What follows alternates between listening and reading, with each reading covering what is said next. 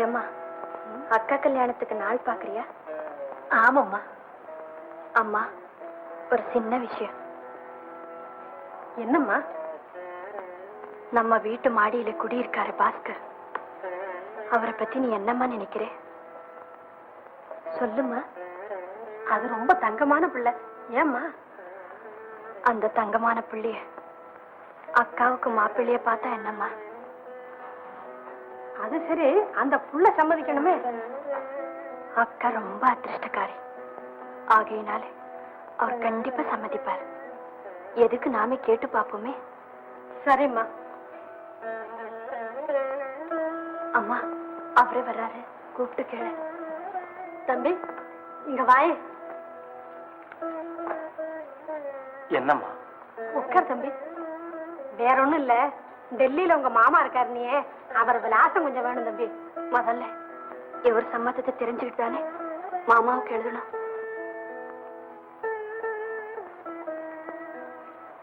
சம்மதமா? அதாவது நீங்க இந்த வீட்டு மாப்பிள்ளைய முதல் மாப்பிள்ளைய வரணும்னு அம்மா விரும்புறாங்க. ஆகையினால அக்கா கீதாவை கல்யாணம் பண்ணிக்க சம்மதமானு கேக்குறாங்க. கூச்சம் இல்லாம உன் மனசுல இருக்கிறத சொல்லு தம்பி. எங்க அக்கா அழகானவ சார், அடக்கமானவ, அறிவுள்ளவ. யோசனை பண்ணாமே சரின்னு சொல்லுங்க. ஏன் தம்பி மௌனமா இருக்க? மௌனம் சம்மதத்துக்கு அறிகுறி அம்மா. தம்பி வெளிப்படையா சொன்னத்தனமா நல்லா இருக்கும். சொல்லுங்க சார், சொல்லுங்க. அம்மா, நீங்க பார்த்து எது செய்தாலும் சரி.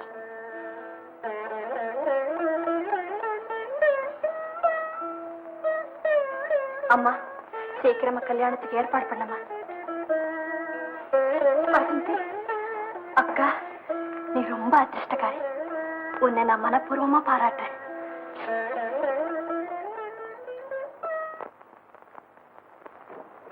என்னங்க, விழாவை புறப்பட நேரமாகல? புறப்படுங்க சீக்கிரம். புறப்படுங்க. ஆஹா, இன்னைக்கு உங்க ட்ரெஸ் ரொம்ப அழகா இருக்குங்க. ஏங்க, இன்னைக்கு உங்களை நிறைய போட்டோ எடுப்பாங்கல்ல? எனக்கு ஒரு 4-5 போட்டோ வாங்கிட்டு வந்துடுங்க. அவனை எல்லாம் போய் பிச்சைக்காரத்தனமா கேட்டுக்கிட்டு பத்திரிகையில எவ்வளவு வரும், அதை வெட்டி வச்சுக்கிட்டா போகுது. அது சரி, இன்னைக்கு மேடையில பேசுறதுக்கு ஏதாவது பிளான் பண்ணி வச்சிருக்கீங்களோ? ஐயோ, காலையில இருந்து அதே பிளான் தானே, மண்டையை உடைச்சுக்கிட்டு இருக்கேன். அப்படியா? இந்தாங்க இந்தாங்க. இதோ புறப்படுங்க. என்னங்க, கொஞ்சம் இருங்க. அச்சோ, எங்க ஓடுறா? அட பைரவா, இவ்வளவு நாளா என்ன காப்பாத்துற மாதிரி இந்த நேரமே என்ன காப்பாத்திடுறா பைரவா. எங்க இப்படி கொஞ்சம் திரும்புங்க. என்ன மாலினி, ஆராய்ச்சி எல்லாம் எதுக்கு? நான் என்ன யுத்தத்துக்கா போறேன்? சாச்சா, என்னங்க இது? நல்ல காரியத்துக்கு போகும்போது இப்படி எல்லாம் பேசுறீங்க. நானா பேசுறேன், அது தானா வருதே. ஆமா, இவங்க ஏன் கார் அனுப்பல?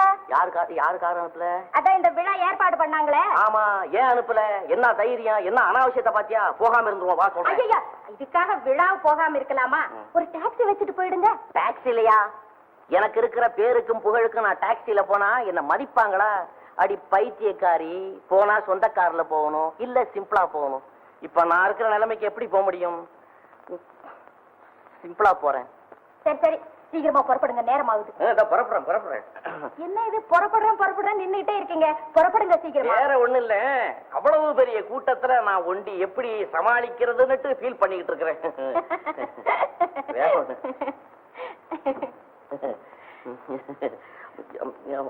வரட்டுமா? புறப்படுங்க.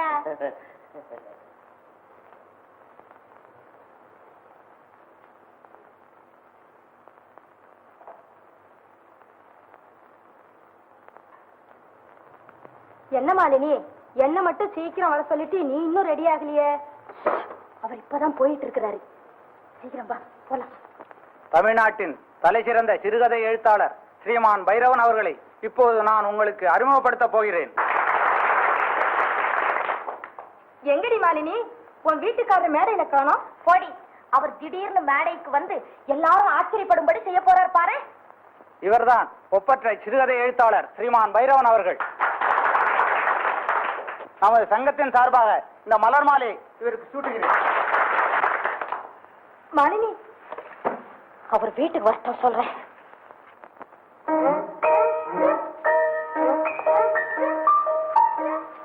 மாலை எஞ்சிட்டு என்ன வேலைப்பா? வருவா. வருவாய். இந்த ஆளை விடு, கொண்டா சீக்கிரம்.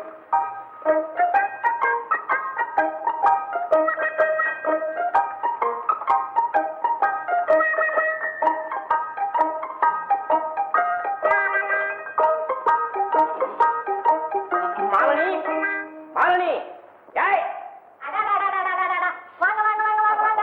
என்ன இவ்வளவு நேரம்? சின்ன இப்படி சொல்லிட்ட, கூட்டம் முடிஞ்சு நான் பாட்டுல வந்துட முடியுமா? வெளியூர்ல இருந்து பெரிய பெரிய தலைவர் முடிஞ்சு நீங்க பாட்டுல புறப்பட்டீங்க. ஒரு வார்த்தை பேசப்படாதான்னு கெஞ்சினாங்க. நான் உடனே என்ன பண்ணேன், அவங்க கிட்ட எல்லாம் ஒரு 4 வார்த்தை பேசிட்டு வரதுக்கு கொஞ்சம் டைம் ஆகி போச்சு. ரொம்ப கூட்டமோ? அட்டே எப்பா, எக்கச்சக்கமான கூட்டம், எக்கச்சக்கமான கூட்டம். எள்ளு போட்டா எள்ளு எடுக்க முடியாது. பலமான வரவேற்புன்னு சொல்லுங்க. அதை ஏன் கேக்குறப்போ, மேடை அலங்காரம் என்ன, தோரணங்கள் என்ன, அந்த செட்டப் என்ன, அவ்வளவு நல்லா இருந்தது. அவ்வளவு பெரிய கூட்டத்துல ஒரே ஒரு பூமாலை தான் போட்டாங்களா? என்ன இப்படி கேக்குற? நீ அங்க வந்திருந்த மேடையில என்ன பார்த்திருக்க முடியாது. ஏன் ஓரமா நின்றீங்களா? ஆரியோ பைத்தியக்காரியா இருக்கிற, பூ அள்ளி கொட்டி மாலைய போட்டு என் முகத்தையே மறைச்சிட்டாங்கன்னு. அந்த பூமாலை எல்லாம் எங்க? ஏன் அதெல்லாம் அள்ளிக்கிட்டு வரணும்? அதெல்லாம் கொண்டாடுறதா இருந்தாக்கா 4 லாரி வேணும்.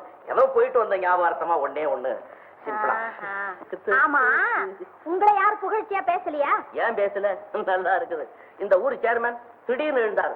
இவர் கலை பொக்கிஷம்னாரு. சார் இருங்க இருங்க, என்ன ஒண்ணு புகழ்ந்து பேசாதீங்க, அது எனக்கு பிடிக்காது. நீங்க சப்ஜெக்டுக்கு வாங்க, சப்ஜெக்டுக்கு வாங்க. ஓ ஐ அம் சாரி அப்படின்னு ஒத்துக்கிட்டாரு. அது மட்டுமா, கமிட்டி தலைவர் அவர் எழுந்தாரு. பைரவன் சேவை நாட்டுக்கு தேவைன்னு அடிச்சு விட்டாரு. இருங்க இருங்க, அதெல்லாம் வேண்டாம், நீங்க விஷயத்தை சொல்லுங்க. இப்படியே ஒருத்தரையா கட் பண்ணி உட்கார வச்சுட்டேன். அப்புறம் நீங்க பேசுனீங்களாக்கும். பின்ன பேசாம விடலாமா? அவ்வளவு பெரிய கூட்டத்துல நான் பேசலன்னா என்ன ஆகும்? 2 hours பேசிருக்கேன். 2 hours.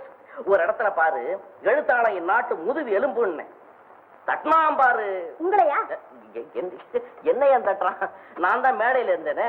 கைய தட்டுறான் தட்டுறான் தட்டுறான் தட்டுறான், தட்டிக்கிட்டே இருக்கிறான். அமைதி அமைதி அமைதின்னு அமைதி படித்து விட்டு அப்புறமேல தான் பேச ஆரம்பிச்சேன்.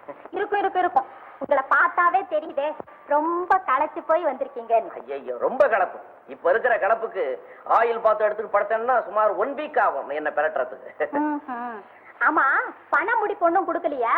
ஏன் கொடுக்கல? கொடுக்க வந்தாங்களே, நான் டச் பண்ணுவேனா? வேண்டாம், அந்த பள்ளிக்கூடத்துக்கு, அனாத ஆசிரமத்துக்கு, இந்த பிரசவ ஆஸ்பத்திரிக்கு எல்லாம் கவனிச்சுங்கன்னு சொல்லிட்டேன். கலியுக கர்ண. ஆமா, இந்த செண்டுக்கும் இந்த மாலைக்கும் எவ்வளவு காசு கொடுத்தீங்க? காசு கொடுத்து வாங்கினதா? ஆட்டு பைத்தியம், இது மேடையில போட்டது. இல்ல, உங்களை யாரோ பூக்கடையில பார்த்ததாக சொன்னாங்களே. எவ்வளவு டூப் படிச்சிருக்கான்? டூப்பு டூப் ஒண்ணும் இல்ல, நானும் பங்கஜமும் விழாவுக்கு வந்திருந்தோம். ஆமா, அந்த கன்றாவை என் கண்ணால பார்த்தேன். ஏன் இப்படி பித்தலாட்டம்? என்னைக்காவது ஒரு நிஜத்தை சொல்லிருக்கீங்களா? உங்களுக்கு வெட்டமா இல்ல? எத்தனை நாளைக்கு நானும் போனா போகுதுன்னு சும்மா இருக்கிறது உங்களுக்கு நியாயமா இருக்கா? என்னங்க என்ன இது? என்னங்க இது? ஏன் நடக்குது? என்ன சொல்றோம்? ஏன் வந்தது? தெரிஞ்சு போச்சேன்னு வந்துடுச்சு. 10 நாளைக்கு உப்பு இல்லாம எல்லாம் சரியா புரியுதா?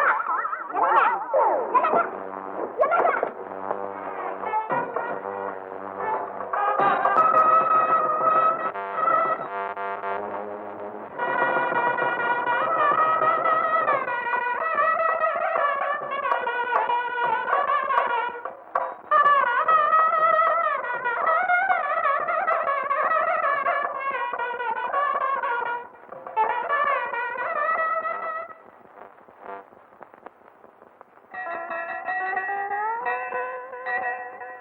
பெல் அடிச்சாச்சு, வண்டியில ஏறு.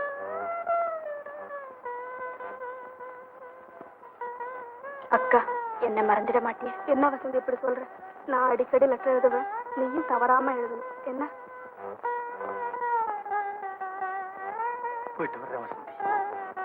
போயிட்டு வாங்க.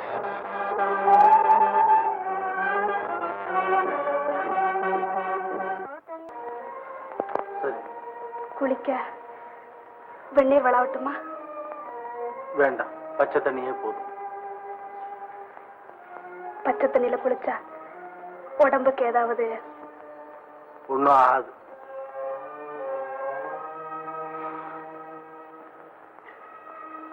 காஃபியாவது கொண்டு வரட்டுமா? ஒன்னும் தேவையில்லை, என்ன கொஞ்ச நேரம் நிம்மதியா இருக்க விடுக்கீதா.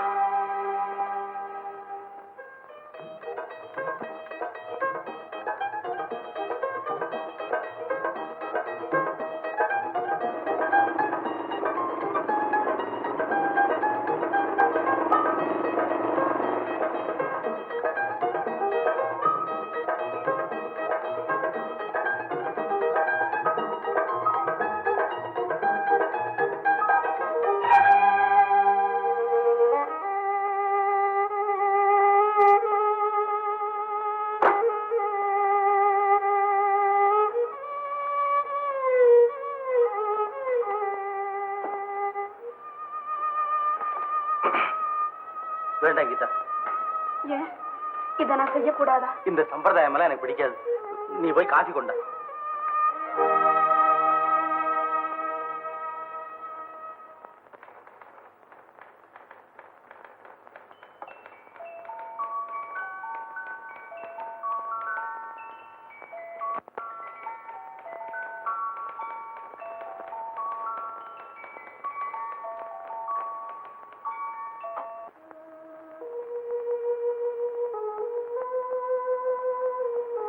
பாலு வேண்டாம் கீதா. உடம்பு சரியில்லையா? உடம்புக்கு என்ன கேடு? எல்லாம் சரியா தான் இருக்கு. உண்மைய சொல்லுங்க. என்ன கண்டா உங்களுக்கு பிடிக்கலையா? கீதா, இனம் புரியாத வேதனையினால நான் அவதிப்பட்டு இருக்கேன். தயவு செய்து நீ அதை அதிகப்படுத்தாதே. என்ன மன்னிச்சிடுங்க. ஏதோ தெரியாம கேட்டேன்.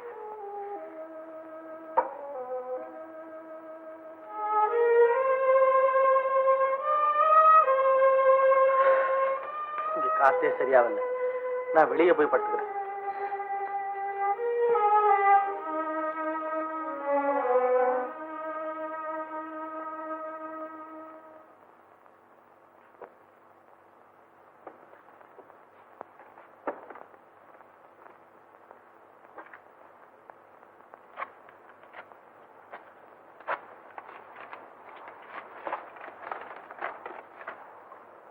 அன்புமிக்க வசந்தி,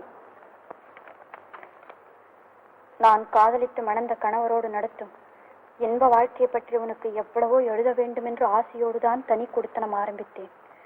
ஆனால் என் ஆசைகள் கனவாகிவிட்டன. நான் அனுபவிக்கும் வேதனையை உன்னிடம் சொன்னால்தான் என் இதய பாரம் குறையும் என்ற நம்பிக்கையில் உனக்கு இக்கடிதம் எழுதுகிறேன். வசந்தி, என் கணவர் நல்லவர்தான். எனக்கு எல்லா சுகத்தையும் அளித்திருக்கிறார், தன் அன்பு ஒன்றை தவிர. மனைவி என்ற பட்டத்தை அவர் எனக்கு அளித்தாரு தவிர அந்த பட்டத்துக்குரிய ஸ்தானத்தை அவர் எனக்கு அளிக்கவில்லை. அவர் எப்பொழுதும் ஏதோ பறி கொடுத்தவர் போல் வேதனையோடு காட்சியளிக்கிறார். எவ்வளவு முயற்சி செய்தும் என் பெண்மை அவரிடம் தோற்றுவிட்டது. நான் ஏதோ எந்திரம் போல் வாழ்கிறேன். நான் கொடுத்து வைத்தது அவ்வளவுதான். வசந்தி, அம்மாவும் நீயும் சுகமா? தெரியப்படுத்தவும். உன் அன்பு சகோதரி கீதா. அம்மா, மேனேஜர் உங்களை கூப்பிடுறாரு.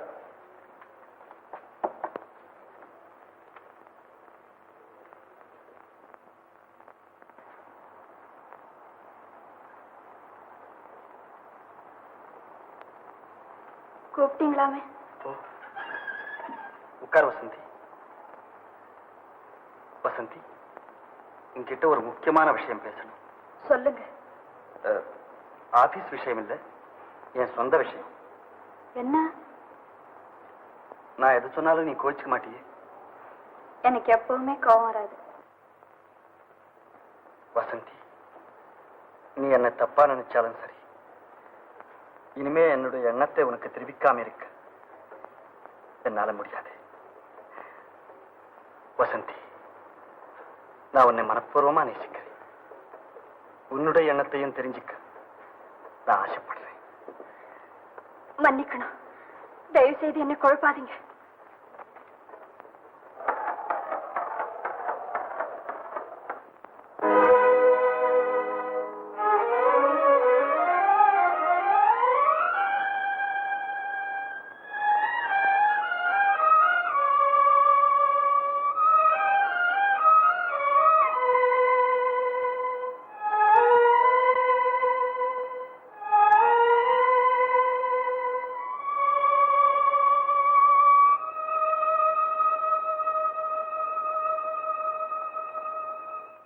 என் மதிப்பிற்குரிய பாஸ்கர் அவர்களுக்கு வணக்கம். அறிவிலும் ஆற்றலிலும் சிறந்தவரான உங்களுக்கு இக்கடிதம் எழுத நேர்ந்ததை குறித்து வருந்துகிறேன். பிரகாசமாக எரியும் அகல் விளக்கு மங்கும் போது அதற்கு தூண்டுகோல் அவசியம் அல்லவா? நீங்கள் அகல் விளக்கு, எப்படியும் ஒளி உங்களிடமிருந்துதான் பிறக்கிறது. ஆனாலும் அதற்கு நான் தூண்டுகோலாக இருப்பதில் தவறொன்றும் இல்லையே. பாஸ்கர், உலகத்திலே 190 பேர் காதலில் தோல்வி அடைகிறார்கள். அந்த 90 பேரும் இழந்த காதலை நினை தங்கள் வாழ்க்கையையும் தங்களை சார்ந்தவர்களுடைய வாழ்க்கையும் பாழாக்கி கொண்டிருந்தால் உலகத்தில் என்ன மிஞ்சும்? கல்லறைகள் தானே மிஞ்சும். என் சகோதரின் சந்தோஷத்திற்காக நான் உங்களையே தியாகம் செய்தேன். நீங்களும் உங்களுடைய பவித்திரமான காதலை தியாகம் செய்தீர்கள். ஆனால் என் சகோதரி தன் கணவனுடைய அபலியாக நிற்பதை நினைக்கும் போது, பாஸ்கர், நாம் இருவரும் அவளுக்காக செய்தது தியாகமா அல்லது துரோகமா? ஒரு நிமிடம் எனக்காக யோசித்து பாருங்கள். மனிதர்களாக பிறந்தவர்கள் பலர் மிருகமாக வாழ்கிறார்கள். பலர் சிலருடைய நெஞ்சங்களிலே தெய்வமாக வாழ்கிறார்கள். பாஸ்கர், நீங்கள் என்றென்றும் நான் பூஜிக்கும் தெய்வமாக என் நெஞ்சத்திலே வாழ வேண்டும். இதுவே என் பிரார்த்தனை. தங்களுடைய அன்பு சகோதரி வசந்தி. வசந்தி,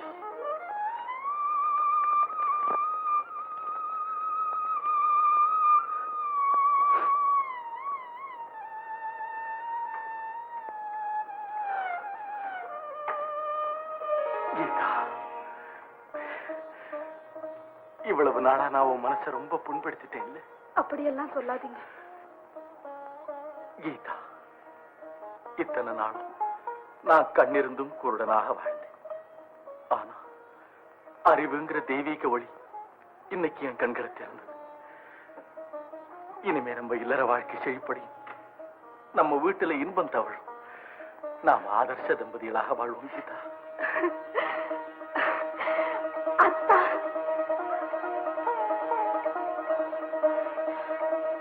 கீதா, போ, போய் ட்ரெஸ் பண்ணிட்டு நாம எங்கேயாவது வெளியே போ. போ கீதா. ஒரு நிமிஷத்துல வந்துடுறேன்.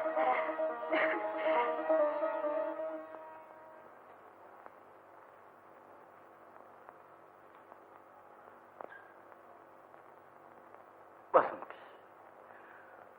பொன்னேட்டிலே பொறிக்கப்பட வேண்டிய புனித சரித்திரம் அம்மா உன்னுடையது. நீ என் இதயத்தில் மட்டுமல்ல, எல்லோர் இதயத்திலும் வாழ வேண்டும். ரெடியா கீதா? போலாம். பாஸ்கர் வணக்கம். சம்பத்தி வாடா, வாங்கம்மா. இது உன் குழந்தையா? ஆ. கீதா, இவன் யாருன்னு உனக்கு தெரியுமில்ல? ஓ, தெரியுமே. யாரு? வந்து கஜேந்திரன் கம்பெனில ஐயோ, அதெல்லாம் நான் சொல்றேன்டா, நான் சொல்றேன்டா. ஐயோ, அது உண்மையை சொல்ல மாட்டேங்கிறானே. கீதா, இவ முன்னெல்லாம் டூ பழந்துட்டு இருந்தான். அப்ப அதுதாம்மா எனக்கு பழப்பா இருந்தது. அம்மா, இப்ப தெரிஞ்சுக்க வேண்டியது ஒரு முக்கியமான விஷயம். இவன் என்னுடைய சகதர்மினி, பேரு மாரணி. என்னடா இது, மாலையும் கைமா வந்திருக்கிற? ஏய், அப்படியே நில்லு. இரு இரு, எனக்கு இருக்குடா மாலை. ஏன்னா மாலையை போட விட மாட்டேங்கிறானே. சும்மா இருப்பானா? இந்தா. எதுக்குடா? ஒன்னாலதான் எனக்கும் அவளுக்கும் டீ கம்பெனில வேலை கிடைச்சது. ஓ, அந்த நன்றியை சொல்லிட்டு போலான்னு வந்த, வேற ஒண்ணு இல்ல. நான் வர்றேன். இருடா. டீ கம்பெனி கல்ட்டா கொடுத்து வெளியே தள்ளி போடுவான். சரிடா. உட்கார்ந்து நேரம் இல்லை. நான் டியூட்டியில போறேன். என்ன டியூட்டியா?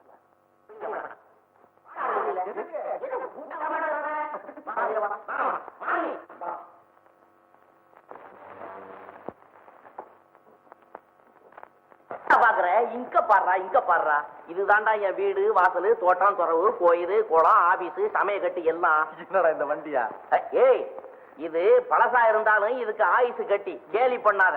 இதை இழுத்துக்கிட்டு தான் இந்தியா பூரா சுத்தி என் கம்பெனி டீஎல்ஏ விற்க போறேன். சரிதான், இனிமே அட்ரஸ் நடுத்தரவு தானே சொல்லு. ஆமா ஆமா ஆமா, நடுத்தரவு தான். டேய் அப்பா, முன்னால இருக்கு பாரு சீட்டு, அதுதான் என் ஆபீஸ். ஓஹோ, இது இருக்குது பாத்தியா, இதுதான் குடலாம். இங்கதான் சரக்குகள்லாம் ஏகமா இருக்குது. கரெக்ட், உனக்கு ஏத்த இடம் தான்டா இது. ஏப்பா, எல்லாம் உன் தயவு தான்டா. உன்னுடைய சிவாரசுல டீ இலையில நான் விழுந்தேன். அப்புறம் கொஞ்ச நாள் என் பொண்டாட்டி இழுத்து டீயில போட்டேன். இன்னும் கொஞ்ச நாள் போகட்டும், என் பிள்ளைய தூக்கி டீயில போட்டுறேன். குடும்பமே டீ தானா? குடும்பம் என்ன, வருங்கால சந்ததிகளே இனிமே டீயில தான். நீ ஆளை விடு, நான் வர்றேன். மாலினி, வண்டியில ஏறு. நான் வரேன்டா. வரேங்க. ரைட்.